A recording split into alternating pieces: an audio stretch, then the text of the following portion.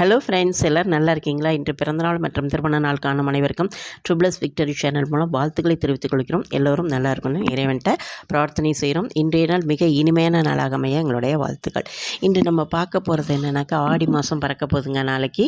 அதில் நம்மளுக்கு நிறைய விஷயங்கள், அதாவது ஆடி மாதம்னாவே நம்மளுக்கு ஞாபகம் வர்றது அம்மனோட ஞாபகம் தான் வரும். இந்த ஆடி மாதத்தில் நம்ம அம்மனையும் சிவனையும் நம்ம விரதம் இருந்து வழிபட்டோம்னா நம்மளுடைய அனைத்து ஆசைகளையுமே நிறைவேறும். நம்ம அம்மனுக்கு பாலபிஷேகம் செய்யலாம், குங்குமத்துக்கு அர்ச்சனைக்கு வாங்கி கொடுக்கலாம், இல்லை வீட்டிலையே குங்குமம் அர்ச்சனை செய்யலாம். இதெல்லாம் செய்யலாம். நிறைய விளக்கு ஏற்றுறதுங்கிறது ரொம்ப முக்கியமான ஒன்று. நம்ம வாசல்லையும் 2 விளக்கு ஏற்றி வைக்கலாம்.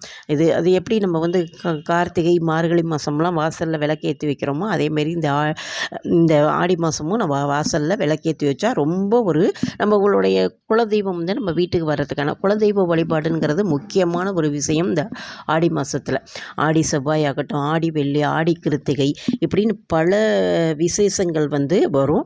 ரொம்ப அதாவது பெண்களுக்கு ரொம்ப ஒரு மங்களகரமான ஒரு மாதம்னு சொல்லலாம். ஏன்னா நல்லா அழகாக கோயிலுக்கு போய் அம்மனை ஆடி கூழ் செய்வாங்க வீட்டில். கேழ்வரகு கோல் போற்றி அதில் தயிரெல்லாம் வச்சு அம்மனுக்கு படைப்பாங்க. இதில் முக்கியமான ஒரு விஷயம் என்னன்னு கேட்டிங்கன்னா, வேப்பிலை. ஆடினாவே வேப்பிலைங்கிறது ரொம்ப ஒரு முக்கியமான விஷயம். வேப்பிலையில் நீங்கள் தோரணம் கட்டலாம், சாமிக்கு வைக்கலாம், நம்ம தீர்த்தம் வைக்கல அதில் 2 வேப்பிலையை போட்டு வைக்கலாம். என்ன பிரசாதம் இப்போ நம்ம ஒரு கூலே செஞ்சால் கூட அதில் ஒரு வேப்பிலை கொத்து வைக்கிறது ரொம்ப விசேஷமானது. எல்லாருமே கூழ் காய்ச்சி ஊற்றுவாங்க. இதில் நம்ம இன்னும் விசேஷம் என்னன்னு கேட்டிங்கன்னா, ஆடி மாதத்தில் ஆடி வெள்ளி செவ்வாய்க்கிழமைகளில் மஞ்சள் குங்குமம், இந்த கயிறு, மஞ்சள் கயிறு, வளையல், முடிஞ்சால் வெத்தலை பாக்கு, பூவு, பழம், இந்த தேங்காய், ஒரு ஜாக்கெட் பெட்டி, இதெல்லாம் ஒரு சுமங்கலிக்கு கொடுக்கறது. இதை சாமிகிட்ட படைச்சிட்டு கொடுத்தாலும் கொடுப்பாங்க. இல்லை வர்றவங்களுக்கு ஒரு ஒத்தப்படையில் ஒரு 5 பேர் 9 பேருங்கிறவங்களுக்கு கொடுக்கறது ரொம்ப ஒரு அற்புதமான ஒரு விஷயம் இந்த ஆடி மாதத்தில். இதெல்லாம் செய்யலாம்.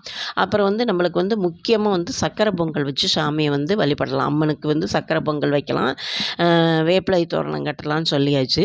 மாலையிலையும் காலையிலையும் கண்டிப்பாக இந்த ஆடி மாதத்தில் விளக்கேற்றணும். தூப தீப வழிபாடெல்லாம் நம்ம செய்யணும். செஞ்சிட்டோம்னா நிச்சயமாக இருக்கும். அது நம்ம விளக்கில் நெய் விளக்காக இருந்தாலும் சரி, அது நல்லெண்ணெய் விளக்காக இருந்தாலும் சரி, நல்ல ஒரு திரி தாமரை தண்டு திரி போட்டு விளக்கேற்றலாம். விளக்கேற்றும் போது இன்னொன்று என்னன்னாக்கா, நார்மலாகவே நாங்கள் செய்கிறது என்னன்னாக்கா, கல்கண்டு போடுவோம். அந்த நெய் அந்த விளக்குக்குள்ளே கல்கண்டு போட்டு நாங்கள் விளக்கேற்றுவோம். அதே மாதிரி அந்த கல்கண்டை போட்டு விளக்கேற்றையில் அந்த விளக்கு, அந்த நெய்யோட வாசம், அந்த கல்கண்டு எல்லாமே கொஞ்சம் பச்சை கற்பூரமும் போட்டுக்கலாம். ரொம்ப வாசமாக நல்ல ஒரு நல்ல வைப்ரேஷன் இருக்கும் வீட்டுக்குள்ளே. இதுமாரியெல்லாம் செய்யலாம். இதற்கு அதாவது கல்கண்டு செய்கிறதுல இன்னொரு என்ன விசேஷம்னு கேட்டிங்கன்னா, நம்மளுக்கு மகாலட்சுமியோட பரிபூர்ண அருள் கிடைக்கும். நம்மளுக்கு கடன் தொல்லை இருந்தால் போகிறோம், நோய் நொடி இல்லாமல் வாழலாம். இதெல்லாம் ரொம்ப இந்த வெள்ளிக்கிழமையில் செய்யலாம். நம்மளுக்கு மகாலட்சுமிக்கு உரிய மந்திரங்கள் என்னென்ன இருந்தோ அதெல்லாம் நம்ம சொல்லி வழிபடலாம். இவ்வளோ ஒரு விசேஷமான இந்த ஆடி பறக்க போகிறத நம்ம கொண்டாடலாம். நம்ம முக்கியமாக என்னன்னாக்கா, ஆசாட மாதம்னு சொல்லுவாங்க, இதை ஸ்வர்ண மாதம்னு சொல்லுவாங்க. அதனால் நம்ம அம்மனை சிவனை வழிபடுவங்கள் ரொம்ப வழிபடுறதுக்கு ஒரு உகந்த மாதம் இது.